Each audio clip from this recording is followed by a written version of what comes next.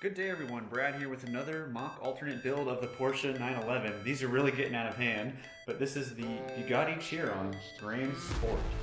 Now, let's take a look at some of the details this car has to offer. And here we are with the car.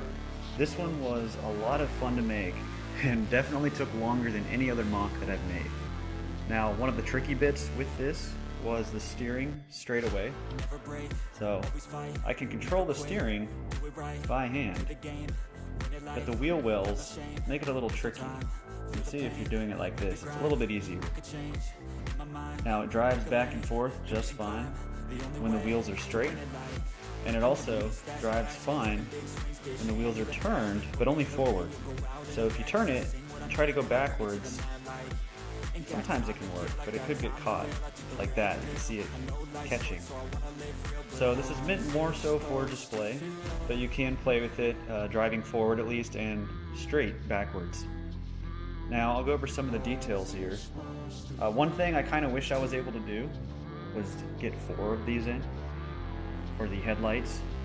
Gives it kind of that iconic look, but I think I kind of captured the front pretty good and with what limited pieces I had. Now, the Grand Sport, as far as I know, doesn't exist. Bugatti Chiron drop top open cab. I thought it would look better, so this is kind of my imagining of that.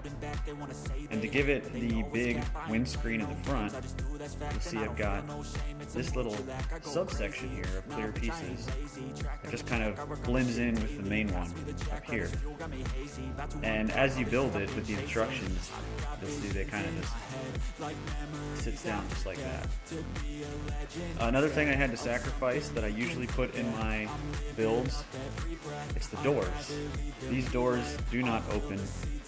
Part of the reason is, one, it wouldn't look as good if I ended up doing it that way, because I wanted these smooth parts here to help make the curve.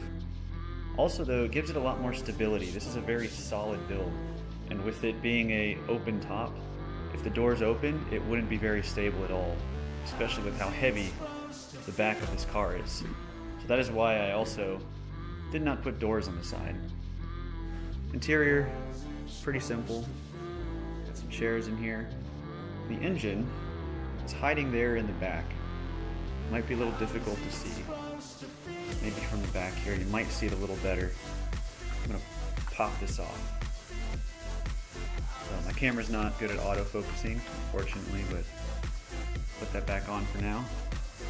As I mentioned, the back of the car is huge. I really wanted to try and catch that iconic look from the back of it. It's fun making the lights stream. Definitely enjoyed that. And that's pretty much it for this car. Hopefully this has given you a bit of a better look at the thing.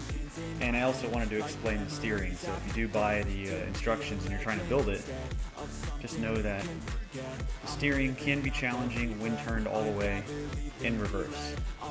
Alright, that is going to do it for this alternate build of the Porsche 911 into the Bugatti Chiron. Definitely my biggest challenge for sure, and unfortunately I couldn't get steering in there, but I think it looks pretty good overall, so please let me know if you like it, and if you get the instructions and you have any issues or run into any problems along the way, please let me know and I'll try to fix them as best as I can. So that is going to do it. Thank you all for watching, and we'll see you next time.